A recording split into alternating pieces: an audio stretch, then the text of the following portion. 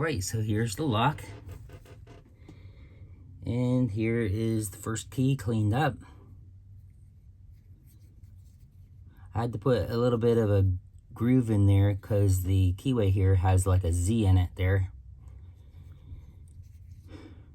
But it's still a lot more substantial than the other key was. Look at that. And this has a double turn. You have to turn it once the whole way around and turn it again the whole way around. And it goes out farther, which is interesting. Never seen this lock before. And here's the other key. Definitely looks handmade, right? But it works.